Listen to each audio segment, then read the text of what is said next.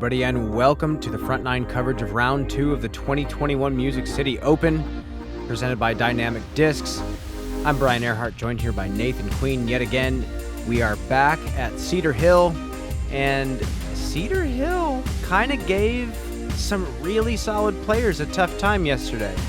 We saw some high scores from some good players, and we saw a few low scores kind of bunched up towards the top with only one double-digit score to lead off the first round. On our card here, we have Adam Hammis, Luke Samson, Jonathan Nicholson, and Nikko Locastro, all in that 7 and 6 area. Not too bad. We do have Mason Ford at 10 under, like you said. That is the mark for this round. Only 3 strokes off the lead. We go into Mill Ridge tomorrow, a lot longer, more open course. They have one more chance at the Woods. Hole number 1. Flight Factory drone fly-through is showing us this long pushing hyzer that you have to get high. You can't really go straight at it. You pretty much have to go over the top. You have to have about 430 feet of straight power with a little bit of nose up to go low, so it's a pretty tough shot. And this is too far left out of the hand. Yeah, a little bit short left. Next on the box, Luke Samson. Gotta love having Luke Samson on the card. Yeah, Castoplast player here. Yeah, big fan of the Berg. Know a lot of you watching right now are huge fans of the Berg.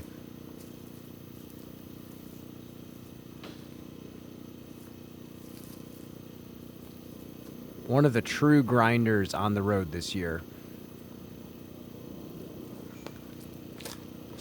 He's had some solid finishes, definitely playing his best so far that he has in the past. Next on the box, playing the best he has so far. Did put his a little bit too far left there. And Jonathan Nicholson, another player that is newer to the full-time tour life, but another really just rock-solid player.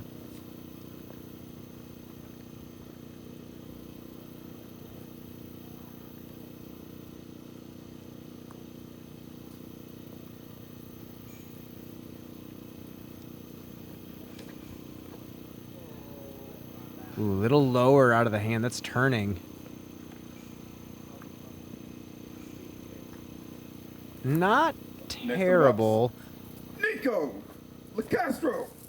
Let's see if Nikko can make a correction on all these other shots. You know very quickly when you've thrown the correct one on this hole. These first 3 players have definitely shown us the technicality of this first hole. Really tough to get it exactly how you want it and get that inside the circle look. Yeah, you'd think it's just a basic stock hyzer, but it's a little bit more than that. Nikko has a good flex shot for this. Likes to go real high and maybe even right of this tree on the right side of the fairway. Oh yeah, just pure stall hyzer.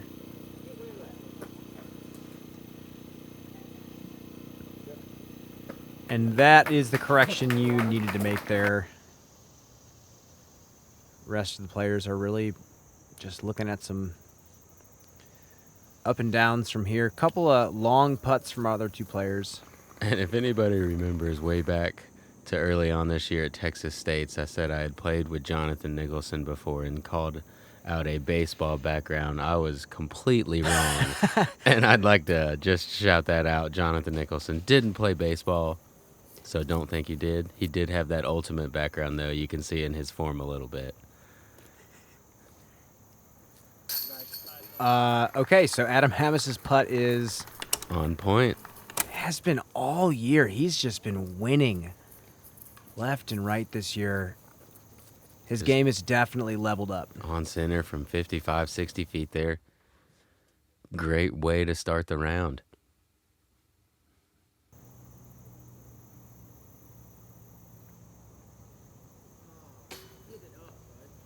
And best drive of the hole.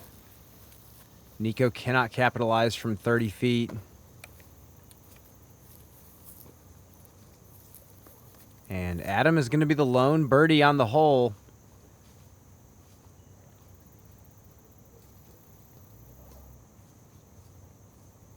I really enjoy watching the best players play par 3 heavy golf. I always find it very interesting. Yeah, you really get to see which players have that more of finesse par 3 in the woods and which players have that 60-foot putt that they make all the time. And you get to decipher which players are stronger in what area. That leads us into hole 2, where you really want that finesse off of the tee to get you to hopefully about right here. But that is just an incredible tee shot. That's only 1 or 2 players who may get the birdie on this hole. Just such a tough second shot and such a specific landing zone off of the tee that's hard to reach. Yeah, you need the distance and you need it to skip left, or else you have no shot of getting up and down for the 3. Adam has thrown what looks to be... Oh, no. And honestly, those 2 little railroad ties I have seen mess up more drives than I'd like to admit. Yeah, that's where it looks like maybe the old pin placement used to be, or a shorter pin placement. And it's just kind of right in that area to get that big skip. Luke's looked like he caught a root or a tree or something down there. It's always risky chancing the skip shot. You never know on these wooded courses. Especially with the older ones with a lot of exposed roots in the middle of the fairway.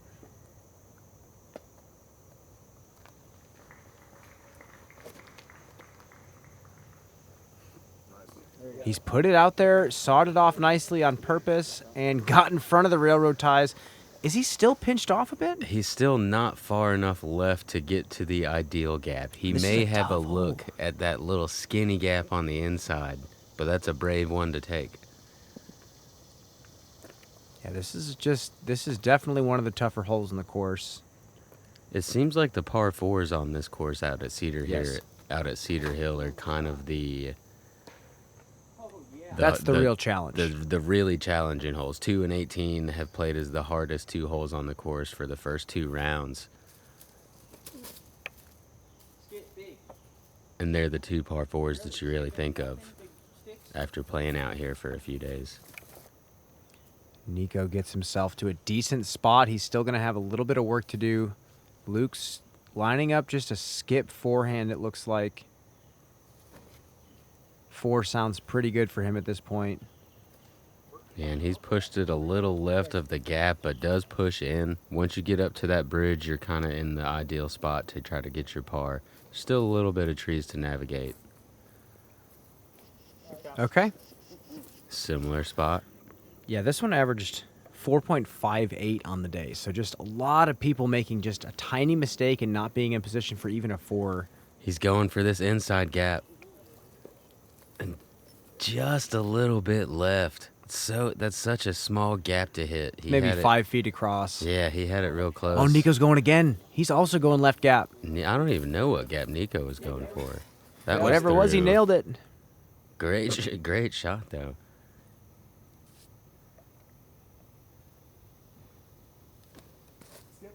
Oh, that's a little low. Oh, and he hits one of the runoff blockers.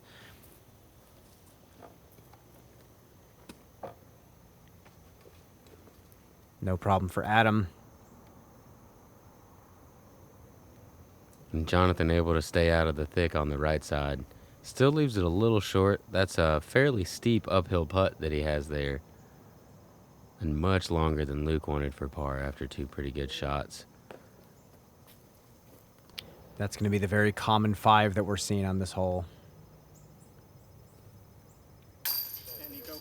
And a good correction from Nikko after the first putt missing low. He's putting uphill this time as well. Is able to get it up, though, and get the par, which is taking half a stroke on the field here.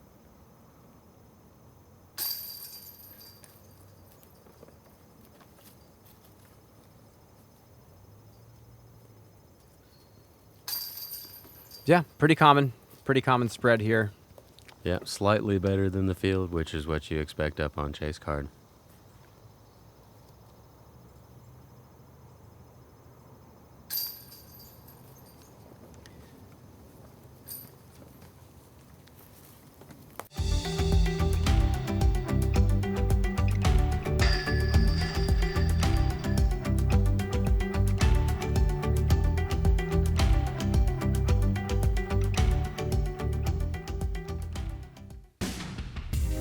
Hole number 3, 266 feet. A little bit uphill, a little bit of late turn out of the hand. And Adam is just saying, screw the cute line. I am flicking a zone. And if you've got the power that he has to just That is stand sick. that up, draw a line to it. That's the interesting thing about that zone that he's throwing. When he throws it with power, it's just dead weight. It's such a cool shot to see. And then we get to see the opposite of it here with a touch backhand. That's going to make the old schoolers a little bit more proud. Yeah. Nice ultimate style shot there. Yeah, that's truly the line the hole's designed for. Nikko also cutting a little bit inside, but still. Yeah, he's missed. If you miss it just far enough right, you'll miss that big tree, which is right about circle's edge. If you hit it, it usually knocks you back to about 45. So just right of that, he's inside the circle now. And Luke going with the more extreme hyzer flip line. That is a beat up putter that he's thrown, I believe, a Rico. And he's also in circle 1.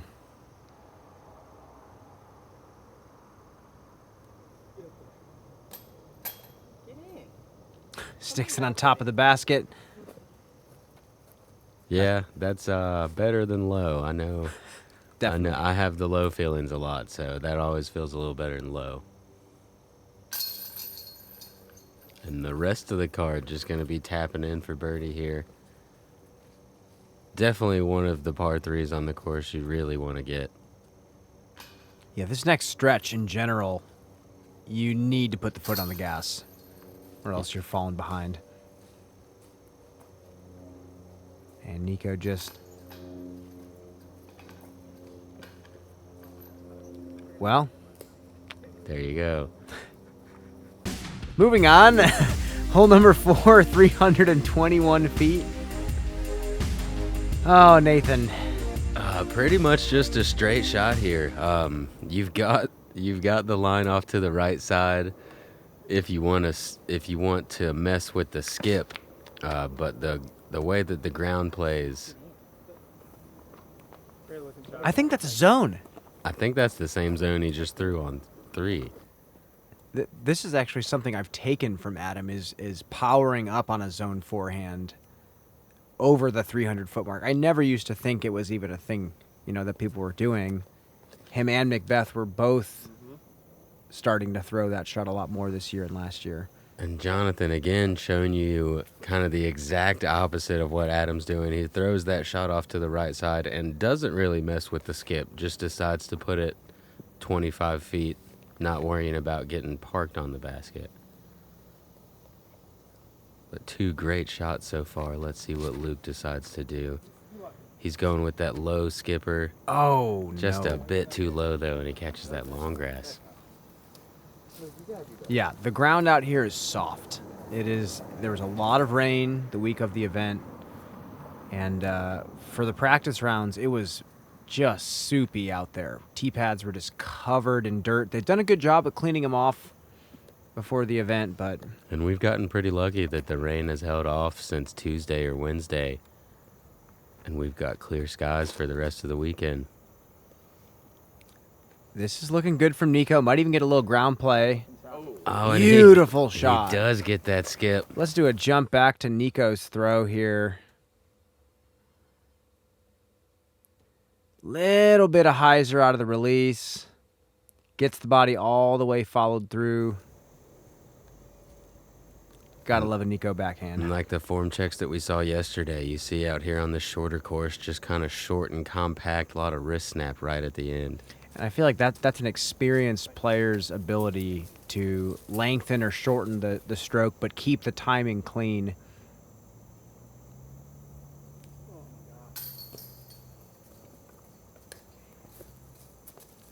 Just a bit left. Doesn't quite get that wrist snap commitment right at the end of it. No problem for Adam, though. 3 down through 4. Great start. Just flicking a zone, 321. I guess that's one way to do it.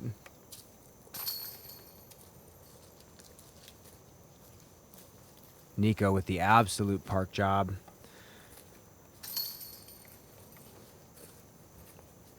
I really like the way they've changed this pin placement. It opens up a lot more opportunities for different shots. Hello Leopard 3 is stable. It's wanna go straight all day long. That's why I love it. It feels good in my hand. It's just very comfortable to grip. Just throw, it's gonna fly straight for you. And I love their plastic. It is beautiful. Look at this color. When you have a pretty disc like this, you just want a birdie, right?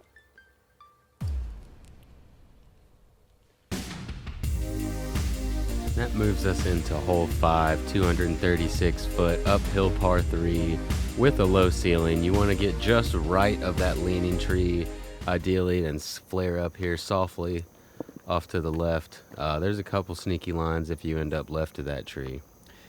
Yeah, you're playing the slots at that point. A lot of forehands go a little bit too long, and we'll skip through those. I had him going zone flick again. And that's the way to do it. He's probably just asleep right now. He's just throwing the same shot.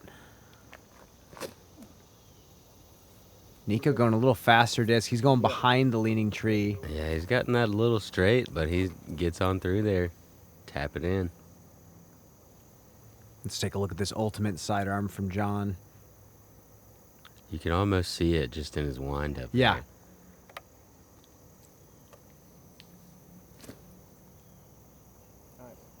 There. Ooh, overstable, and that's the tree. That whole clump of trees can stop you and put you at 35 instead of just 5.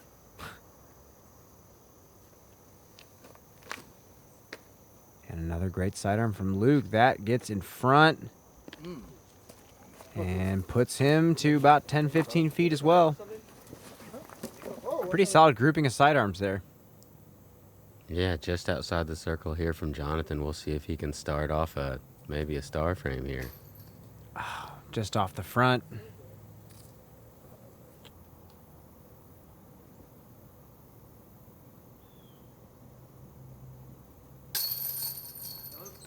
And a solid putt from Luke. Lots of speed on it. Confidence.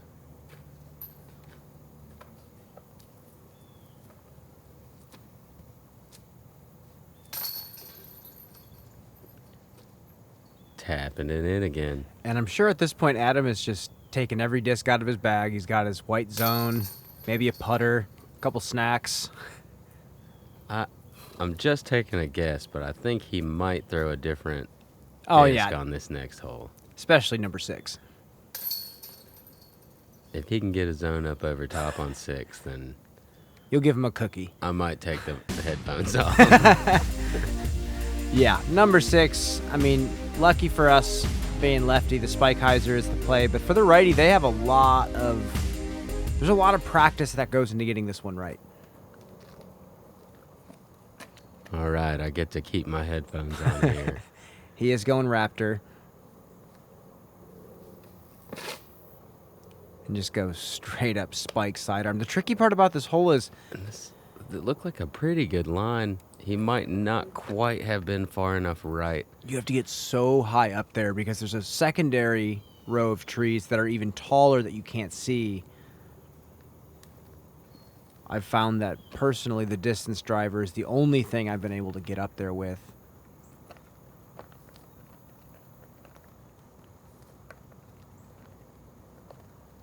And Nikko is doing just that.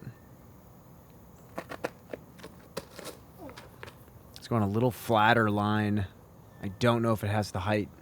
Yeah, if it has the height, I like the line better. It was a little further inside, but didn't look like it quite went high enough. I know Luke likes to work on these strange shots. I think we might see something good from him here. He's also a big kid. And he had the height. Oh yeah. Look at that. It's such an it's an uncomfortable looking shot, and even this looks more comfortable than the spike forehand. He's just going with a cut roller. Oh, he was definitely trying to cut that one around the corner. Yeah, that was close to getting down there for a birdie look. Yeah, just one more tree on that corner he had to miss. I'd say this is one of those old school holes where Yes. you're trying to manufacture your way for a birdie. There's not necessarily the best way to do it. But if you can get one, it feels pretty good. Ouch. A little bit of a roll back to about 40 feet for Nikko.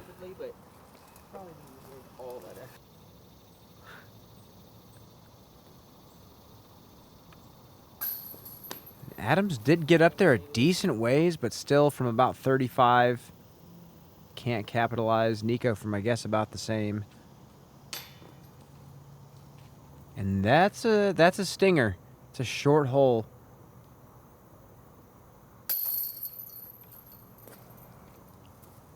Jonathan saves his par. And Luke throwing a very solid shot. It's rare to see one get this close. Yeah, Luke for the birdie. Maybe 16 feet here.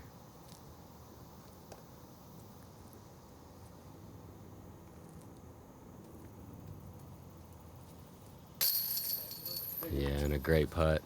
Great birdie to get. I'm going to shout out myself because I don't get many lefty holes. I was never outside of 8 feet on my 2 shots here. I'm sure all the righties are screaming on the inside. It's rare we get one that is just so incredibly skewed in our favor.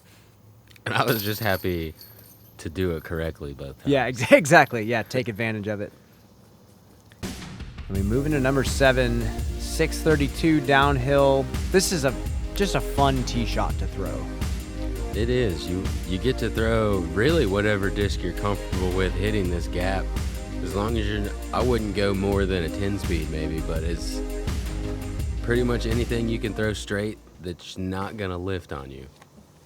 Exactly. And interestingly enough, we saw in round 1, 2 of the shots that were kind of shanked sneak through that really tight right side and push them out into a position for birdie. Not necessarily the game you want to try playing. Luke going downhill hyzer with something flippy. I was moving pretty quickly. He's not going to quite have a look at the corner unless he has that over top line from there, but just a bit short. Seems like he's maybe too far down the fairway to throw that giant shot that we saw Kevin go with yesterday, and Adam is going aggressive. Oh, he's laced this. No way! Huge sidearm. Let's take a quick jump back to Adam's forehand. This has been what he's been popping off this year. Look at his footwork. I love this timing. If you watch slow motion footage of like a sidearm pitcher in the major leagues, the extension that a lot of these really good sidearm players have now looks very similar these days. I think of Eagle, I think of Chris Clemens. There is a portion midway through the sidearm that looks very similar to a pitcher.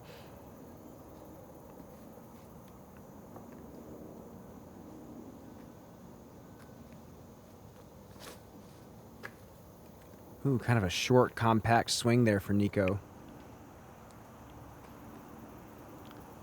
Yeah, I'm not sure if he's playing to get out of the gap there. That didn't really look like he threw that real hard. The left side is the better side to be on if you don't make it out. Kind of a strange looking play, though. Yeah. And Jonathan goes forehand roller through the gap. No way. Come on. The man is putting for birdie. That was a great forehand roller. Everybody needs to be going through the right side now, Nathan. Yeah, it's proven now. And Luke able to get a great skip from a pretty pitched off angle. He'll be in circle 2 as well. So Nikko has gotten out.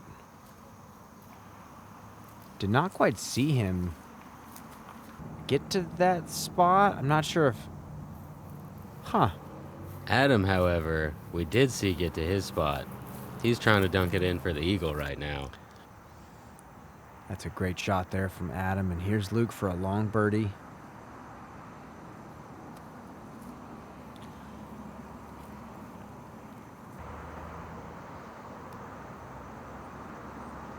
I like this would probably be the birdie of the day on 7 if Jonathan can put this putt in. And able to capitalize after just an incredible forehand roller second shot through the tiny little gap on the right side. Couldn't have done it any better.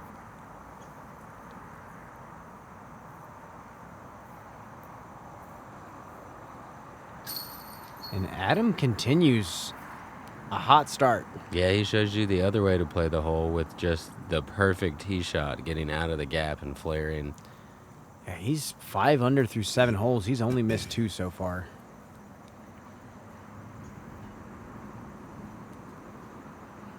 And I mean, hole 2, getting a 4 on it is almost a birdie.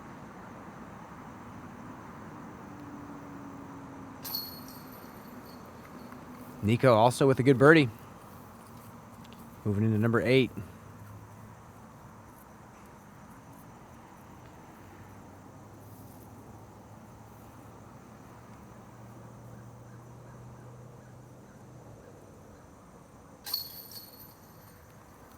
Nice little tap in for par. We will see you on the next hole. Disc golf was a sport that nobody knew about when I first started playing. I had to explain it to my parents, my family. When I first started, I grew up in Ohio playing disc golf and just playing locally. It was, you know, not as big of a deal. There was never a gallery. There was never video coverage. I've been touring for the last decade and seeing this early point in development now to this crazy growth. Parents can want their kids to play disc golf because there's a future there, there's money, there's professionalism. I just imagine it just getting bigger and better, and I'm excited to be part of it.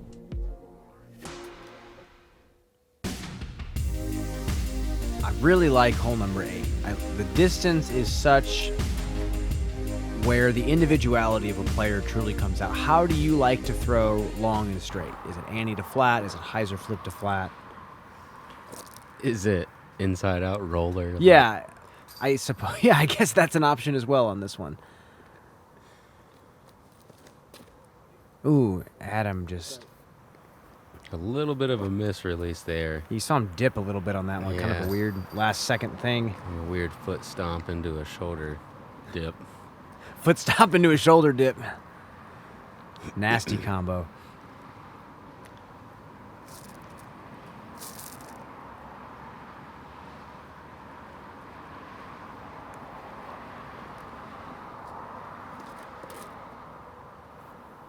Jonathan goes a little flex.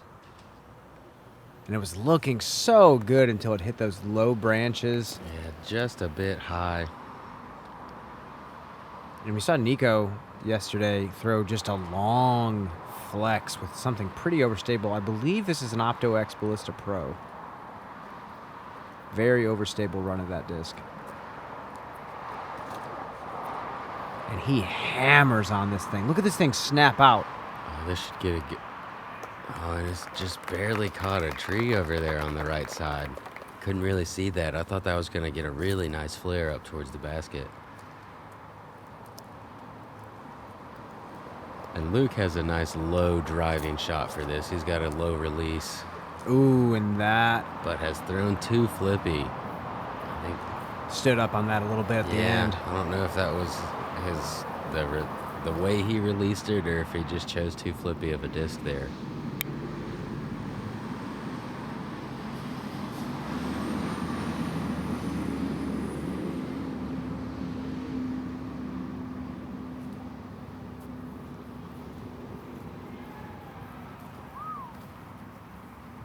Not too bad. Yeah, good recovery shot. Gets up there for a par look. And Luke, I'm not sure if he's behind. Yeah, he's behind these trees. He's got to go kind of an inside-out straddle flick. And that's no problem. Tap in 3. It's kind of wild to think about all of the different upshots that we're seeing on this par 3 course that we're playing. Again, you said it best yesterday. There's a lot of little pockets that make the players pretty uncomfortable if they don't throw a pristine shot. There we go, Nikko. Nice little jump putt from 55. Gives him the birdie. Yeah, the drive was looking good enough to get him there. Takes advantage anyway and takes the birdie like he was looking to get. Great putt there. dead center on it. And Adam's approach is still a little short, 30 feet. And that's the first blemish we've seen. Yeah, he's gotten some birdies to be able to counteract that a little bit, but that's still not a good feeling. You don't want a bogey on this, Especially course. on a straightforward hole like this, too. Happens to the best of us. Par for Samson. We are moving on to number 9. I like this hole. Yeah, 347 feet. Pretty straight shot off of the tee. If you can get through this gap and just slightly fade off to the left. It is a blind shot, though. A little bit of wind could come into play. Just a really fun par 3 here. Nikko going hard flex again. Look at this thing come out. And he's pulled it off to the right side like he did yesterday. When I see this hole, I don't see that room for the flex. I feel like this has to be flipping up and moving left right away. Yeah, the uphill to me brings in the hyzer stand up. That got pretty sneaky there from Jonathan. And he does get through that right side out for a circle 2 look.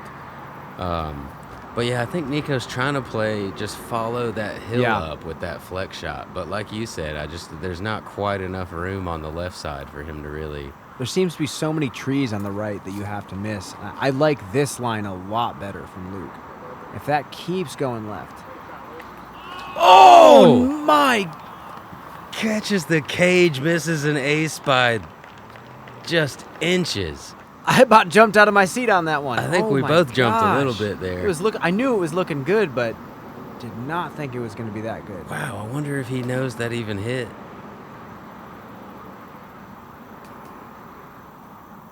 That's how you throw the hole right there. Let's see how Adam follows it up. Yeah, a little hyzer.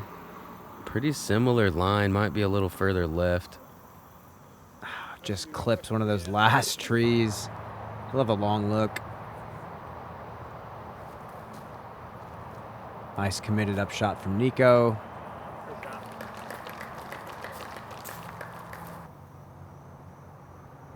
And here's a circle 2 luck for Adam. Edge of circle 2. He likes to make these sometimes. He just missed one. I imagine he's trying to make up for it. Come on! Oh my goodness. When I was growing up and I was learning how to putt, and I was watching videos of Barry and Kenny and Schwebby. Oh man, that thing. No one was putting like this back in the day. There's probably people that are gonna kill me for saying that, but I've never seen someone's standing putt look like Adam's. No, that was 80 feet. That was a push putt. Ugh. Way to bounce back, Adam. Great putt there. Gets you the 2. Gets the big putt on Jonathan, who had a tough putt in the first place. And Luke, after almost breaking all the chains off the basket. I still wonder if I'm sure somebody up there told him by now. Nice. Yeah. Yeah, it's a nice way to capitalize after the metal hit, because if he was missing the basket, he might have gone a little long. That was coming in with some heat. I had like an involuntary shriek when he hit the metal there. Sorry to all the speakers on your television, folks. And after that long putt from Adam and that cage hit from Luke, we have a couple birdies here on hole 9 and a couple pars to finish off this front 9 of round 2 at the Music City Open. Some solid play here. Adam is 5 down through 9 holes. That's the mark you need to set. Back 9 gets a little tricky, but Luke and Nikko are both sitting at 3. Mason Ford still making a big push, still playing this course well. Very technical player out of Texas. Course suits him very well. Can anyone on our card catch Mason right now? We will find out. Back nine coverage coming at you soon. Make sure to subscribe to Gatekeeper Media on YouTube, and we will see you next time. I'm Brian Earhart. He is Nathan Queen. We are signing out. We'll see you guys out there.